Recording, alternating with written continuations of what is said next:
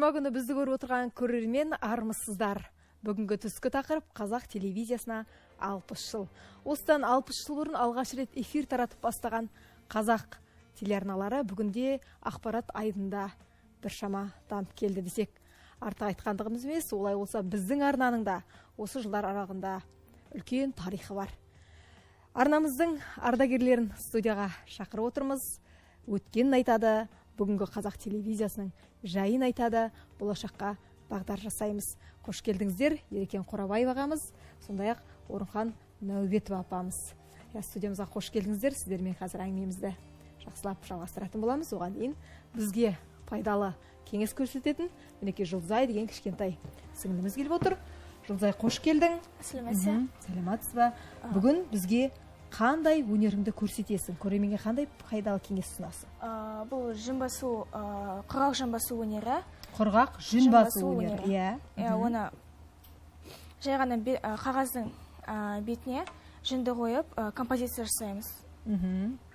Алдымен оны жасау үшін артына фон жасау керек. Так, біз айтып алайық бірінші.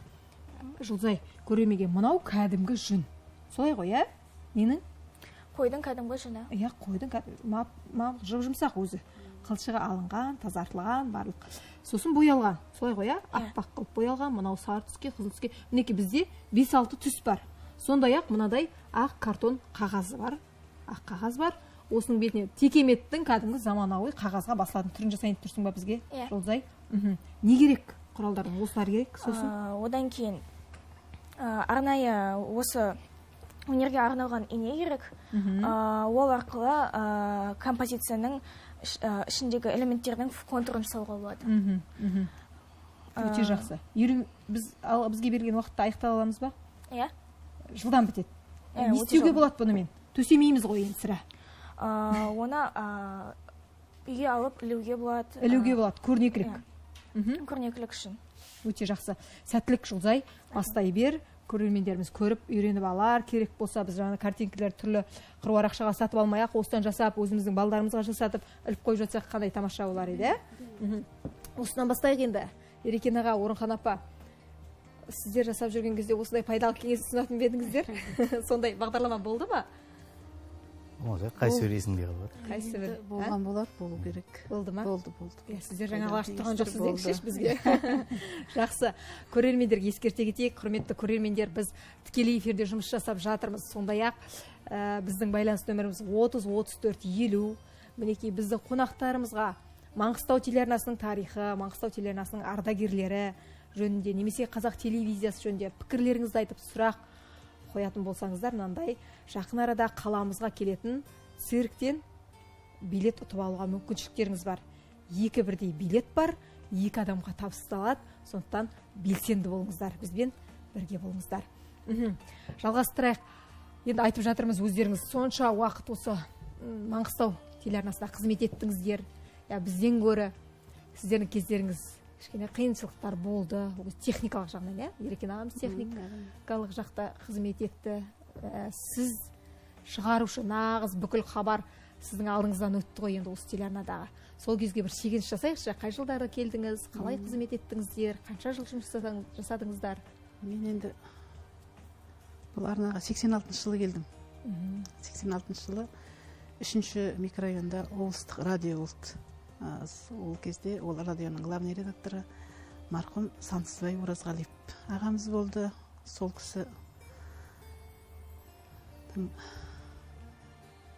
басшылық етіп отқан уақытында енді сол радиоға жұмысқа келдім.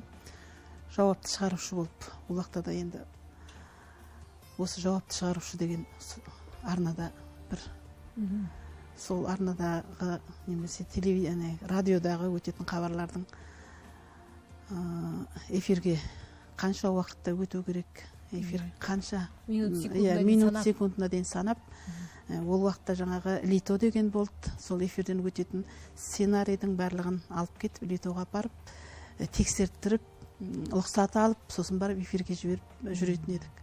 Енді сол жерде бір жылдай жасағаннан кейін осы арнаға ол кезде режиссердің ассистенті, помощнигі деген болатын. Сол помощник болып ауыстым. сөйтіп енді саты менен жасалады ғой енді жұмыс деген.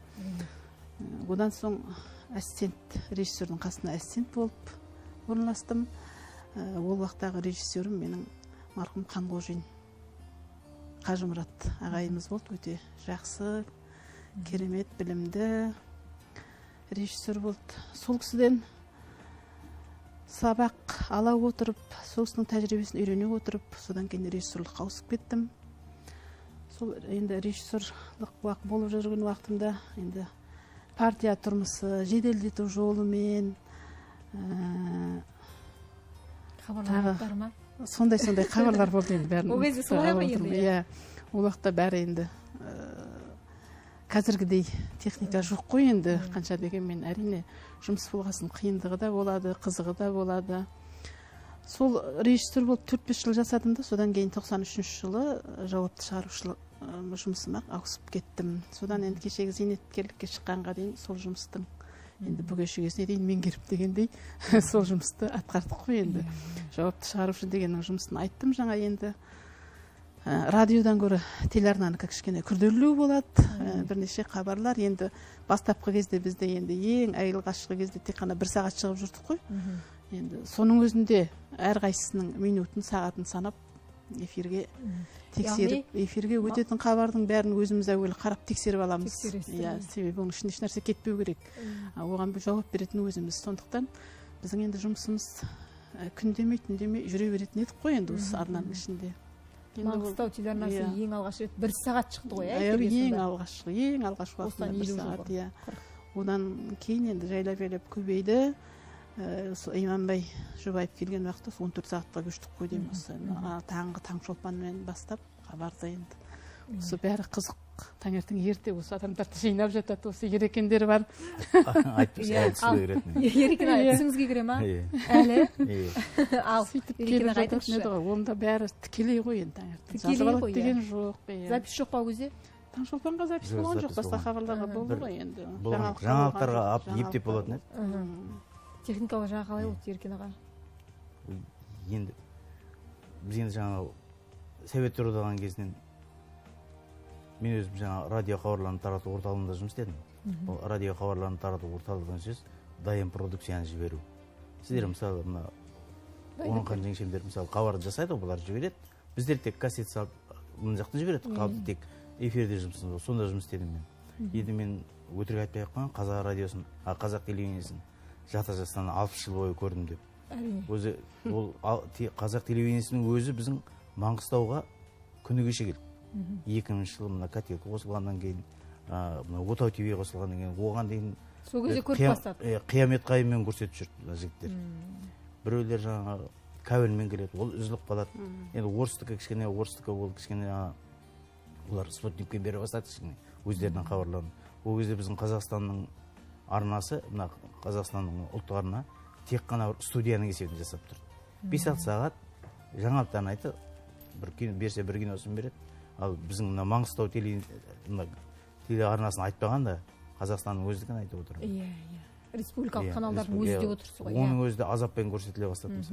Мына ақ кетікке, біздің мына шетпеге көрмейді олар. 90% күні кешеге дейін көрген жоқ қазақ телевидениесін. Көрсетеді, жаңағыдай бір эксперимент есебінде құрылған бірдеңелер болды. Украинадан келіп жігіттер инженерлер құрып кетті. Олар осы жерден хабарды атып береді бір-бірінен. Радио релейкі деп аталады. Хабардың өз күйінде сапасын жүйемей, сонда да сапасы жойылады, жолда аккумулятор отырып қалады оның жолдағылардың. Онда машақаты көп, тұман басып кетсе мысалы жасамай қалады. Видимость көру қашықтық алыстап кетіп көрмей қалады. Онда өзінде азаптары болды да, жігіттер үшін қиналып жүрді. Соны сөйтіп 6 сағат көрсетіп жүрді. Ал біздің шайырға көрсетті. Шайырға көрсеткен елден әлепілі Қазақстанды көріп отырды. Ол былай болды. Маңғыстау тек шайыр көріп бастады ма? Шайыр көріп бастады. Ол былай болды. Жоқ, енді Ақтауда көрсетті, алда қуатты передатчик істеп тұрды. Осында 78 жылы қосылған болу керек осында. Зона 1, зона 2, зона 3 дейтіндері болды. Қуатты передатчиктер тарататын 5 киловаттқа дейін таратады. Қуатты дейді. Енді бүткіл облысты қамту керек. Біздің бір кемшілігіміз оны тікелей көре алмайтын бізде таулы жер көп. Көп ауылдардың оған тікелей ананың көрерменнің антеннаменен мына екеуі бір-бірін көру керек. Сол уақытта ғана көреді. сондай техниканың сондай кездері болды, әр техниканың прогрессінің жетілуіне байланысты. Сонда көрмейді, мысалы шайырдың көруі ол былай болды, Тұңғышбаев дейтін кісі болған екен. Қазір де бар болуы мүмкін енді. Сол уақытта сол қазақ инженері медеуден тұрып алып шұңқырда жатқан хабарды Алматыға берген. Ол қалай болғанда ана гитардың ішегі ұқсатып таудың басына сым беріп қояды, мына жерден хабарды атады, хабар барады, мына ішекке соғады, төмен қарай сынатын көрінеді. Физиканың заңдары бойынша соғысатып таудың үстіне стол көгеріп, осы қаншалық екен 79 жыл ма екен, Леонид Ильич Брежневтің 80 жылдығына шайырға телевизор көрсеттік біз бірінші. Ақтаудан қалады. Ол жақта түгел шетпе, түгел барлық, олар биік-биік, түгел, ана бәленшенің антенна бар екен, ол 20 метр екен, деп бәсеке болып сондай антеннамен көре бастады да ауылда. Онда сапасы жоқ, қардың арасынан бірдеңені көріп отырады. Енді бұл ненің дамуы бір нәрсе осы техникалық прогрестің дамуына байланысты жақсаруы да сол, жаман болуы да сол, соған байланысты болып келеді.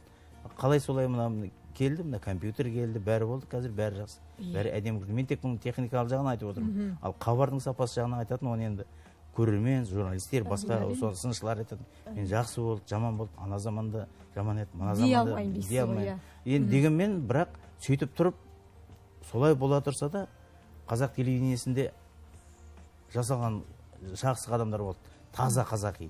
Алтынбек Қоразбаевтар, Алтыбақан дейтін бағдарламамыз бар. Енді кілең ауылдың жігіттері, оны асфальтта туған балалар ондайды жасай алмайды. Содан кейін не болды? Қымызғана деген хабар болды. Оны біз енді біздер көре алған жоқпыз. Біз енді көп болса телевидениені 20 жыл көрдік. Алматыдан жаңа тек бір хабар көрсек, бір қазақша телевизордан бірдеңе естіп болсақ, ой, бәріміз қуанып, енді шайырға жаңа ұрпытайын дейтін болды. Соны қосқанда шайырда көрсетіп тұрады жаңағы. Бір жылдап тұманның қардың арасынан бірдеңе көріп отырамыз. Сол уақытта анекдоттар шықты жаңағы. Бір кемпір Алматыдан Мәдина кім еді? Тие берсін қайтыс болды. Ералиева ән айтып жатса, қазір шалым келгесін тыңдасыншы деп телевизорды сөндіріп тастап. Сондай әңгімелер шығып жүр. Телевизордың әуір келіп жүрген жаңағы антеннді былай бұрып таба алмай. Қали деген ағамыз ең соңында жерге тастағанда көрсетіп жатыр дейді. Алматыны аспаннан іздеп жүрсем, жерде жатыр екен ғой деп айтты. Сол уақытта шыққан анекдоттар. Өте жақсы. Біз енді көрермендерімізге ескертіп кетейік. Жаңа қосылып жатқан көрермендер болса, құрметті көрермендер, мынандай бүгінгі қонақтарға сауалдарыңызды жолдап, пікірлеріңізді қою арқылы 30-34-50 нөміріне мынада циркке балаларыңызға 2 бірдей билетті ұтып ала аласыздар. Хабарласыңыздар. Біз Жұлдызайдан да хабар алып қоймасақ болмайды, себебі текемет басылып жатыр ғой енді. Ақты төсепті, ақ жүнді төсеген қағаздың мына картонның үстіне енді жалпы композицияң аты қалай? Вазадағы тюльпандар. Вазадағы тюльпандар. Бұл тымырадағы. Гүл ғой яғни. Гүл. Мынау? Сабақтары ма? Сабақтары және жапырақтары. Оның астында қазір вазаны жасап жатырмын. Сары түстен бола ма ол? Сары, жасыл түстен. Араластырасың, сосын гүлдің түсі сұрайында. Гүлдің түсі қызыл болады. Оны ең соңғы этап болады. Жақсы. Көрініп отырма сіздерге? Көрініп отыр. Бұлай қызықты нәрсе жасап жатқан сияқты. Шешелеріміздің талдырма салған сияқты. Талдырма? Сондай сияқты ма? Киізге өнер салатын еді ғой енді. Ауылда киізді басып-басып ыры болған адамдар. Әр бүйтіп отырып алып. Ауылда киізді басып-басып ыры болған адамдармыз біз. Енді талай қызық болды ғой телеарнада, онсыз жасап жүргенде білесіздер. Мана таңғы жаңалықтарда, таңғы хабарларда әсіресе ұйқылай келгендер. Секунд сайын болып жатады ғой. Секунд сайын, қандай есте? Орынхан көп білетін көбісі. Оның бәрі есте қалада бермес. Бірақ енді сол жылдары мен төменде помощник болып жүрген уақытта бір енді қызық есімде қалыпты да. Ол уақытта қазіргідей енді бәрі компьютермен жасалмайды ғой. Заставкаңды де әлгі ол уақыттағы жаңалықтың өткен әрбір сюжетке фотоменен алмастырып көрсетіп отырады да енді. Мысалы мұнайшылар болса, жаңағы мұнайшылардың жұмыс жасап жатқан суреттерін фотоға түсіріп келіп, соларды неге раскадровка жасап, бірінші, екінші де фотоны нөмірлеп, титровкаға қояды да, ортасында помощник тұрып, сценарий бойынша айтып жатқан жаңалыққа фотоны ауыстырып отырады да. Бір помощник болып мен тұрған уақытым төменде. Екі титровканың ортасында тұрып, көп фото ғой енді. Осындай жаңалықты, қазақ жаңалығын оқып жатыр. Қымбат Таужанова мекен, білмеймін, ұмытып қалдым енді. Баян Нұралқиева мекен. Екінші орыстың жаңалығын оқитын диктор қапталында отырды. Тетропканы ауыстырып жатыр едім, бір уақытта тек тетропка құлаған ғой. Тетропкада фотоның бәрі құлап кетті да. Білмеймін, біреу дұрыс тұрмады ма, әлде салмақпен құлап кетті ма. Режиссер сразу дикторға өшіп кетті. Мына жақта отырған орыс дикторы шошып кеткен ғой. Камераға түсіп батқанын білмейді, жүгіріп келіп маған көмектесіп отырған ғой. Ол уже эфирге өтіп кетті да. Ой, содан артынан күлеміз. Ол енді сол сәтінде бір ыңғайсыз болды. өзі күлуге шама жоқ қой енді. Шама жоқ. Тіпті не істерімізді білмей, бірақ енді бәрі сол моментте қайтадан жөнделіп, эфирге қайтадан шығып кетіп жатырмыз. Көп болса, мысалы, эфир шынайы болады. Шынайы болады. Нерекен ағасы, шынайылықты көбірек айтасыз ғой. Айтыңызшы. Енді ол эфирде тірі адам жасағаннан кейін оның барын қателікке жіберуге болмайды. Эфирде отырып, жаңағы күліп қою, түшкіріп қалу, олардың дейтін секунд сайын болады. Себебі тірі адам оны жүргізіп отыр. Ал былай өзіміздің қолдан жасап алатын режиссерлердің қателігі, немесе дикторлардың қателігі, осы жерде Мәдина Үмбетова дейтін қыз орыс тілді хабарлар, соңғы хабарлар жүргізетін. Сюжет жүріп жатқанда, жүріп жатыр деп ойлаған ғой, өзі далаға қарап отырған. Сюжет жүріп жатқан кезде закадр кетіп жатыр. Бір қағазды жаңалықтарды оқитын экстрен жаңалық па бірдеңені бере қой деген ғой. Оның Мәдинаны көрсетіп тұрған білмеген Қайрат Қанқожин дейтін менің құрдасым болды, марқұм қайтыс болды осы жерде. Иә. Сол үстінде жаман күртесі бар, Мәдинаға қағаз апарып беріп тұр ғой. Тікелей эфир кетіп жатыр.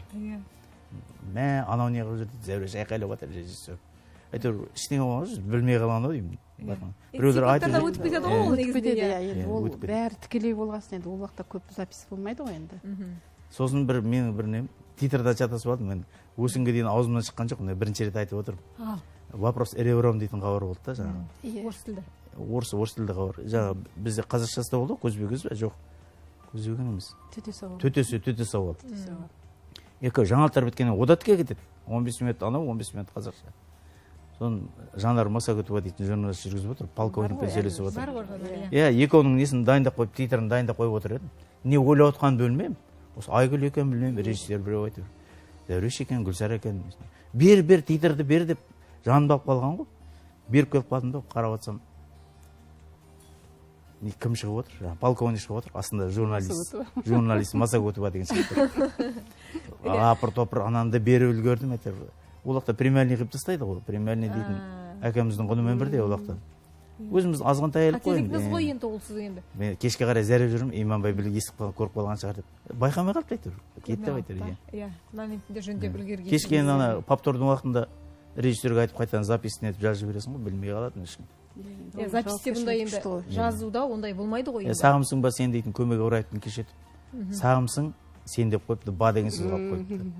Түнде концерт өтті, түсірген Серік Маймеров еді, режиссер. Жазғанда жаңа запис кешке жерден эфирге дайындаған. Соған звонить еттім. Түнде сол жауапкершілікті қарсы, түннің ішінде таксимен келіп, мана Сағымсың баға баны қосып, қайта жіберіп. Ондай көп болды ғой. Болады ғой. Ауылдың айтқыштары болды. Иә, Сераған екеуміз жүрдік, Сержан ағамыз екеуміз. Жақсы көрермені көп хабар болыпты, Еркен аға. Сондай хабарлар, мен Тандем радиосында жүргенде болды. 4-тің шайы деген. 4-тің ат солай ма? Енді біздің ауылда 4-тің шайы дейтін бар ғой, кемпірлердің ішінде. Дәл 4-те жібереміз. Соны күтіп жатырмыз. Сондай хабарлар болды. Алтынгүл Меңдіхан болды, екеуміз жүргіземіз. Анан Сераған екеуміз жүргіземіз, Сержан шақырады. Ол енді адамдар шақырады. Мен ол жақта инженермін ғой. Жаңа запас ойыншы сияқтымын. Адам таба алмай қалса мені желкемнен сүйретіп алып келеді. Нағашым ғой енді, отыр жабысқыр деп. Соны жүргіземіз де кетеміз. Бір хабарды 2 рет түсіреміз. Жаңа 15 минуттан ғой енді. Келесі хабарда түсіріп қоямыз тек. Көйлегімізді ауыстырамыз, немесе газ суымызды ауыстырамыз, айта береміз. Сағынасыздар ма эфирді? Жақсы ғой, енді халық өзің туралы айтып жүреді. Жақсы ғой енді. Арна дейтін қызығы да, қиындығы да қатар жүреді. Адам тәрбиелейді. Адам тәрбиелейді. Жақсы не ұжым. Адамға қарым-қатынас жасап білесің, көп нәрсе үйренгенде шығарсыздар. Әрине. Неше жыл сіз енді 86-тан бері жақында шықтыңыз ғой Орынбордан? Мен 30 жылға жуық жасадым, 28 жылда жасадым. Енді осы кішкентайымыздан енді жас уақытымызда келдік, енді содан осы арнада біраз жыл жасадық. Жұмыс таба алмағандықтан жасаған жоқсыз ғой ол жұмысты? Олай емес қой. сен өзің соны ол уақытта біздің уақытымызда жұмыс табылмайды дейтін проблема жоқ қой, Иә. деген жоқ. Қайта жұмыссыз жүрсең соттап жібереді біздің уақытымызда. жақсы көріп соны жасайыншы деп, иә, соған, адамдар. иә. Сен күн жүресің ба, түн жүресің болған ешқандай мойымайсың. Жұмысың жасалу керек, келесің. Себебі ол сен өзіңнің жүрегіңе жақын мамандығың ғой енді. Ол енді Өзің қазір қарау жастарды кінәлай беруге де болмайды. Өзі заңдылық қой негізінде кейінгі ұрпаққа, алдыңғы ұрпақтың көңілі өтпейтін. Осыны қарап отырсам да бір жастарда мамандық таңдау дейтін сол тіпті бір әлсіз жағы да кәсіпке бірдеңе үйрену дейтін жоқ та мысалы. Барады, оқуға барады, тесттен құлап қалса болды. Әйтеуір бір жерде оқып жүрген мұғалімдікке тапсырсақшы дейді да. Сосын оғала қайдан істейсің оны? диплом болса болды дейді. Сол диплом қуып кеттік қой енді қазір. Бұрын дипломсыз адамдарда тамаша бір. Мен бір балам өткенде резюмесін жазып бердім. Жазып болып келген, бітірген оқуының факультетін білмейді атын. Оны қалай оқығанын мен түсінбедім. Інім қалай бітірдің мұнан деп. Сұрауға дейін болған жоқ. Біреуден сұрап алып әйтеуір жаңа оқыған бірақ факультетінің атын білмейді. Өзі оқымаған болып тұр ғой енді. Бұл басқа тема енді. Бұл басқа. Айтыңызшы, сол кездегі бір көрермені көп деп айтып отырмыз ғой, мана енді телевизия үшін, жалпы телеарна үшін, газет болса оқырманы көп, бір айдарлар болады, телеарна үшін көрермені көп, хабарлар болады. Қандай хабарлар болды сіздердің естеріңізде? Жақсы, отты, жұрт күтетін. Әуелі орын қандай айтсыз сосын мен айтайын. Бірінші енді ақпараттар ғой, жаңалықтар. Осының қолынан кетеді бар. Жаңалықтар енді осының қолынан кетеді. Хабарлар кетеді, жақсы хабарлар болды ғой енді, ол болған жоқ деп айта алмаймын. 30 жылда болды, біраз хабарлар болды.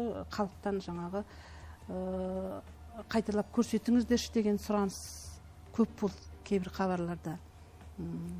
Берді енді мына қызым саған айтам болды. Ағленнің хабары. 2000 оң мен сол болды жазираның.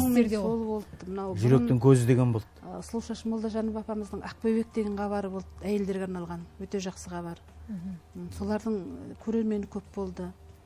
Рахат Қосармақовтың несі болды? Қосармақов. Дала дидары. Сосын қарттарым аман сау жүрші ма сондай? Кімнің Рахаттікі емес, Дала дидары кім? Даламның дана қарттары Рахаттікі. Қожекеңнің жақсы хабарлары болды. Қамшылар қандай еді? Талғаттың дала дидары болды. Талғаттың қателесіп отыр. Ауыл туралы ол енді. Соны біз қызығып қарайтын едік, себебі ауылдың адамдарын көреміз. Көрермендері болды енді. Расында да жақсы хабарлар эфирде болды. Жаман хабар болды деп айта алмаймын. Әрине, сарапталып сұрыпталып өтеді ғой әр хабар. Көрерменіміз бар екен, қабылдайық. Ұялы байланысқа шығып тұр екен бізге. Сәлематсыз ба? Эфирдесіз. Қайырлы күн. Сәлематсыз ба? Саламатсыздар ма? Баршаңызға қазір ғана мен телевизорды қосып едім, енді үлгермей жатырмын, қолыма қаламымды алып. Келген қонақтарға арнап, өзімнің жырымдарын алғым келіп отыр, тілегімді арнағым келіп отыр, телевидениямыздың 60 жылдығы құтты болсын деп. Иә, біздің Құралай есімді бұл тұрақты көрерменіміз. Сіздер менен өсуде асқар елім, асығыстау жырыма қосқан едім. Түскі тақырып кешігіп қалмадым да, теледидар жаңа ғана қосқан едім. Сіздер менен көркейіп өскеніңіз, студияда жылы нұр ескеніңіз. Қош келдіңіз, киелі қонақтарым, керемет әңгіме шерткеніңіз. Қуаныш пен шаттыққа кенеліңіз. Үлгі болсын өткенге киелі із. Құтты болсын 60 жылдық мерейтой, көп естелік көрерменге береріңіз. 60 жыл айқын шексіз даралығын, өткізіп ширек ғасыр санағымын. 60 деген талқыс қой не тәйірі, жасай берші телевизиясы қазағымның. Сау болыңыздар. Ой, рахмет, Құралай апа. Құралай ханым дедіңіз? Иә, Құралай деген біздің тұрақты көрерменіміз. Айтып қой керек, айтысқа қатысу керек екен бұл кісі. Жақсы ма? Осы ой шығарып тұр ғой. Иә, әрине. Бірнеше рет осылай бізге хабарласып, тамаша өлеңдерін айнайды. Құралай, рахмет сізге. Тағы да көрермендерімізге ескерте кетейік, мынадай билеттерді циркке ұтып алуларыңызға мүмкіндік бар. Осылай сұрақтарыңызды қойып, пікірлеріңізді білдіріңіздер. Мінекей циркке жақын арада Ақтау қаласына келеді. Біз Жұлдызайдан да енді айтып жатырмын ғой, текемет бітіп қалар деп хабар алайық. Гүлдер жасалып қалыпты, біз бір санаулы минуттарда. Екеуін жасадың, неше гүл жасаймыз? 4-5 жасайын деп жатырмын. Мынаны барлығына жасап шығасың ба? мына екеуіне сосын тағы әртүрлі түстен болады. әртүрлі түстен. Құмыра бітіпті. О, жасыл ақ сондай түсті ол.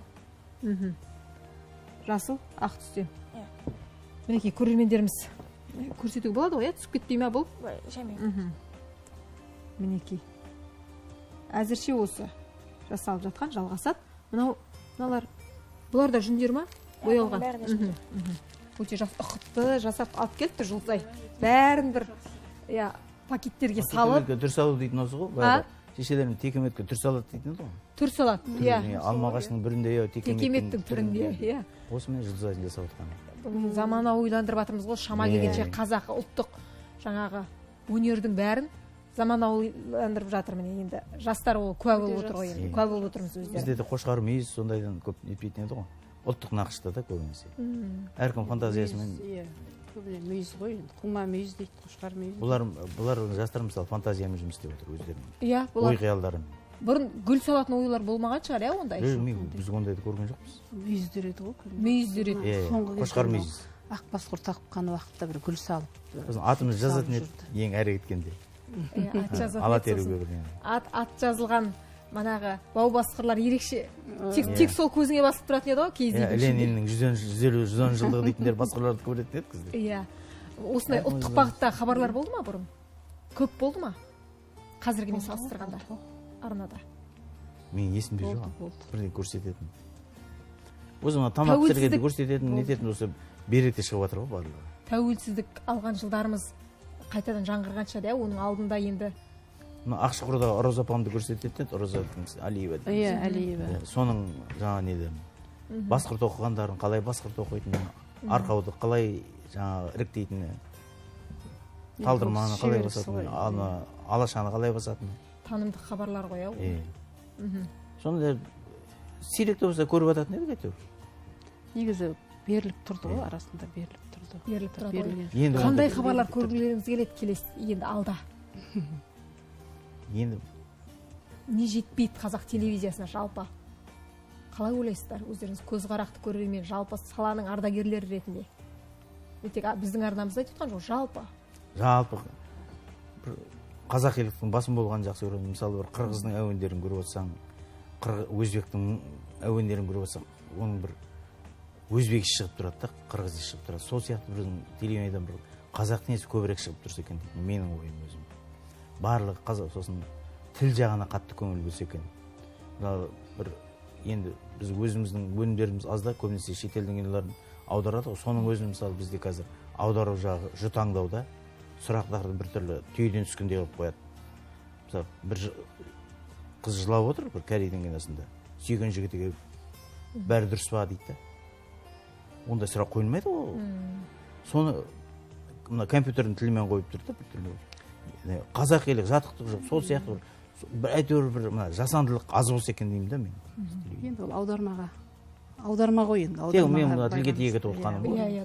Дұрыс қой енді, сын тізмей. Расында да енді қазақилық деп отқаны дұрыс енді мынау. Қазақтың өнерін, қазақтың ән жырын, мақамын соны мысалы көбірек дәріптеп жастарға бәрінен бір шеткен шығып кетпегенмен еркіндік берілсе дейміз. Еркіндік берілген дұрыс. Журналистерге еркіндік берілсе екен дейсіз ғой. Енді дамыған менен де кемшін тұстар болады. Қазіргі кемшілік қандай телевизиядағы? Қай жерден оқыл жер адамыз алдырып алып жатырмыз? Ана жері кемшілік жоқ десем, онда айтасыздар қай жерден таптыңыз деп. Ол кемшіліксіз нәрсе болмайды. Қайткен күнде де жігіттердің мысалы жас журналистердің көбі, мен қарап отырсам, көбі тек қана комментатордың рөлін атқарады да. Жаңағы айналып келгенде жаңағы барлығы сол тілге келеді да, тек бір алдыратын жеріміз содан да. Біз киінуі, біздің жаңағы қазақ қыздарының ибалығы, дикторлардың, оған мен әңгіме айтпаймын, бәрі жақсы. Жігіттерде солай. Бәрі жақсы сияқты. Көңілдеріңіз тола ма сонда? Енді жаман дегенде бізге жақсы кім бере қояды? Аға оның еш уақытта көңіл өтпейді. Жаман емес қой енді, бәрі де жақсы қой. Ерекен аға айтады бұрын суфлерді, бұл кісінің техникалық жақта қызмет еткеннен кейін техникалық жаққа баса мән береді ғой, енді тағы да тоқталайық. Ерекен аға айтады суфлерді, телесуфлерді үлкен плакатқа жазып қапталын ұстап тұрғанды көрдім. Ол енді суфлердің жоқ уақытында ол. Енді ол сөйтіп. Суфлердің жоқ уақытында, иә. Ол тіпті Құдай сақтасын ана не жетеді, кинор ма, соны жігіттер дейтін дұрыс жігіттер пайдаланып жүретін еді ғой. Мұны мен ұқсаған әлжуаздар көтере алмайды оны камераны. Осы жерде 300 кило салмақты камералар тұр.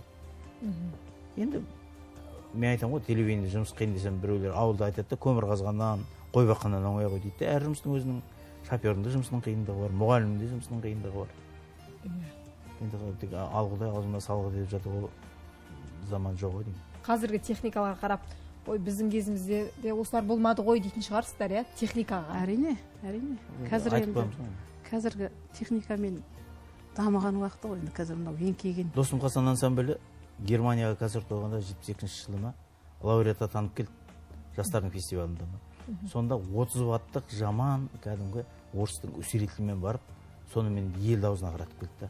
Ал қазір алаңда біз қарам шығамыз ғой, 17 киловаттмен ұрып атады, бүткіл қаланы дірілетіп тұрады.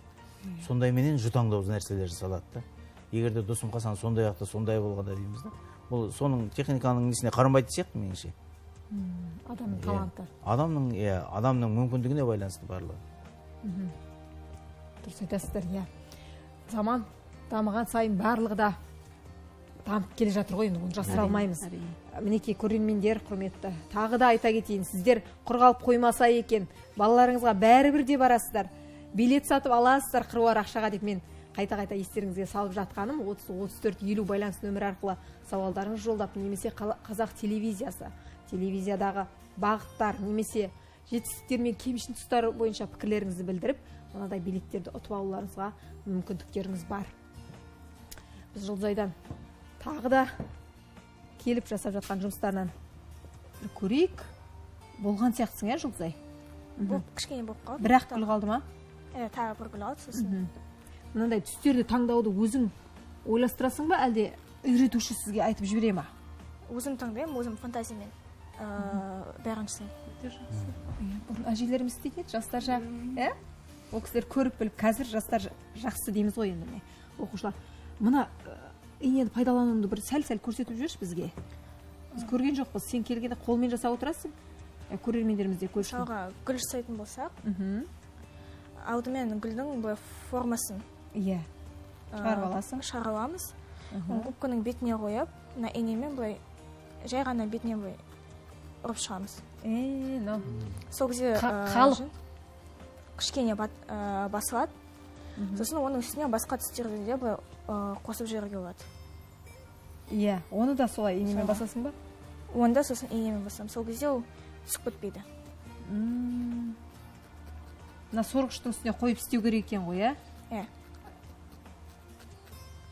Тамаша. Осындай гүл шығады. Иә. Осылай. Дайын дизайн. Біздің Жұлдызай дайын дизайн. Дизайнер, иә. Жұлдызай, біз уақытымыз аяқталуға жақындап қалды, сондықтан мына гүліңді орналастыра қой, сосын бізге мына рамкада қаптауды бәрін көрсетесің ғой, иә? Көп нәрсе керек емес екен, жалпы жүннің де, бәрінің де шама келгенше азғантайлауы. Ақтың үстіне солмай басқа түске де салсақ болады, солай ма? Әрине, оны басқа түстермен түстерді қосып тарсауға болады. Түстерді қосып тарсауға болады. Төсегім ба мына ақтың орнына? Иә, фонын басқа түстермен түстерді қосып, немесе басқа бір пейзаж жасауға болады. Кім үйретті сізге? Оны менің мұғалімім Балгүл Амангелдіқызы үйреткен. Өте жақсы. Қаптай қойық көрсетейік көрерменге. Сосын Ерекен ағамыздан тамаша, енді бір ақын келіп отырғанда өлең сұрамауымызға болмайды. Бір өлең сұраймыз, Орынхан апамыздан тілек сұраймыз. Сонымен эфирімізді өз мәресіне жетеді деп ойлаймын. Жалғастыра бер, Жұлдызай. Хабарласып жатқан көрерменіміз бар екен, соңғы қоңырау болсын, қабылдайық. Сәлематсыз ба, тыңдап тұрмыз. Бір пікірім бар сіздерге айтпақшы. Мына рухани жаңғыру жылы деп елбасы айтып жатыр ғой, мына біздің Маңғыстаудың атақты билері бар мысалы, Сәнбек Құрышбай деген сияқты, солар туралы, жеті қайқы туралы, бес үйрек дейді, батырлар туралы бір хабарлар болса, осынғы менің жасым жетпісте қазір, осы менің жабалас адамдар сол жеті қайқының кім екенін білмейді кейбіреулер, бес үйректің кім екенін білмейді кейбіреулер. Бейне туралы мағлұматтар жоқ. Сол туралы бір хабарлар болса деген пікірім бар еді. Өте жақсы аға. Аты жөніңізді аға қалдырасыз біздің кезекші редакторге. Нәжмедин ағамыз екен. Рахмет. Біздің телеарнаға жасап жатқан ұсыныс өте жақсы қабылданады. Жеті қайғы туралы, бес жүйрік туралы хабарлар болса дейді. Ел үшін жасалып болған соң елдің пікірі маңызды. Маңызды болу. Маңызды. Көрерменнің пікірі маңызды. Көмектесейін Жұлдызайға. Аударайық. Баяғыдай су сеуіп, тартып, қарпып, не істемегесін бұл түсіп кететін шығар енді. Сондықтан бекітіп, темірлермен бекітейік. Міне осылай болады ілу үшін арнайы кәдімгі сатылатын картинаны аламыз, ішіндегі суретін алып тастаймыз. Солай ғой, немесе фото. Кез келген бір рамканы алып, оны салғанда. Мінекей. Міне осындай композиция. Ал. Өте жақсы. Балалардың өзінің жұмысы, өзінің бөлмесіне ілулі тұрса, баланың қандай тамаша. Көрермендеріміз үшін пайдалы кеңес болды деп есептеймін. Жұлдызай, саған көп рахмет. Дүниедегі ең қымбат нәрсе адамның өзінің қолымен жасаған. Қолынан жасаған. Мінекей, тамаша. Тамаша. Әдемі былай көрсетейік көрермендерге. Киізден жасалған. Жаңағы жүннен жасалған тамаша композиция. Рахмет. Ал, Ерекен аға, бір өлеңіз. Әуелі өркің ашырсын тілегін. Сіздер отырасыз ғой, жолдасы енді. Қайсыңыз? Оқышайшы сен. Жақсы. Сен өлеңді тыңдаймыз. Жеті қайғы туралы, бес жүйрік туралы хабарды көбейтеді ғой жаңа кісі. Сол да есте болған жақсы дұрыс негізінде. Ол елдің мәдениеті мен әдебиетінен бірінші орында тұрады ғой негізінде. Жасым 75-те деді ғой, 70-те деді. Жазғы тұрғы тілек дейтін өлең. Көңілдің де, жердің де тоңы жібіп, қайттыр айдан қыс деген долы жігіт. Жыл мезгілдің табиғат қойдорынына ісмерде ысқылған қолы біліп, өзілесін жібермей жыр тақымдап, күн ұзарып мезгілді жыр мақылдап, әйтеуір бір жылылық сезіледі, жерге таяу келгені күн жақындап. Көктем дұрыс жаялмай керегесін, іркіп тартып бозбала делебесін, өлараның мезгілін алдамшы деп, кемпірлер жүр тұмшалап немересін. Мінез шәлкес болғанмен дерегі көп, шалайтады құдайдың берері көп. Мұна көктем ол үшін бірінші емес, маған емес өз үшін келеді деп. Көктем деген күндердің саялысы, бір жайлатер жаныңды аялысы. Жеңішем жүр кінәлап жас қыздарды, естен шығып өзінің баяғысы. Үрку емес нұррапсын ғұмырлелді, дүмпу емес гүл бассын жұмыр жерді. Оңынан тек құдайым оралдырғай, құбылайдан соғатын қызыл желді. Өзім тілегім ғой кішкене. Өте жақсы. Өларада отырмыз ба сонда біз?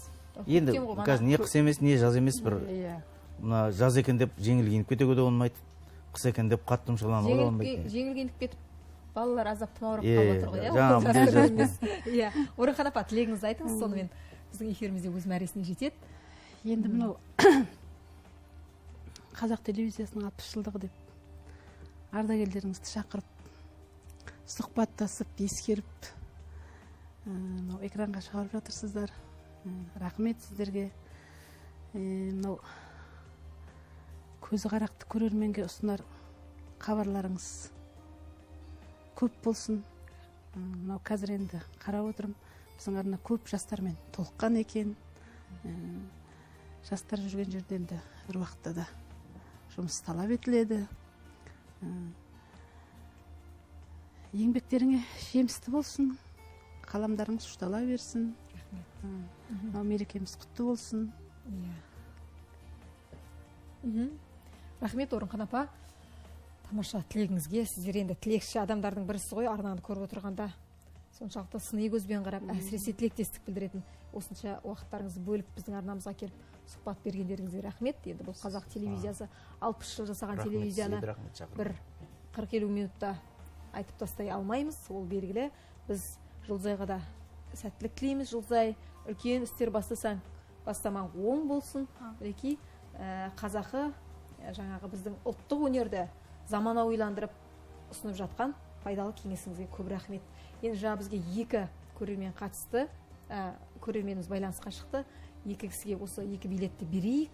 Олай болса біреуі тұрақты көрерменіміз құралай. Сосын жаңа тамаша ұсыныс жасаған Нәжмедин ағамыз мына 2 циркке балаларға билетті алып кетесіздер телеарнадан келіп. 24 шағын ауданда орналасқан Маңғыстау телеарнасынан өздеріңізбен бірге жеке куәліктеріңізді ала келіңіздер. Құрметті көрермен, түскі тақырып өз мәресіне жетті. Бізбен бірге болыңыздар. Біздің айтар әлі де тың тақырыптарымыз бар. Аман сау болыңыздар.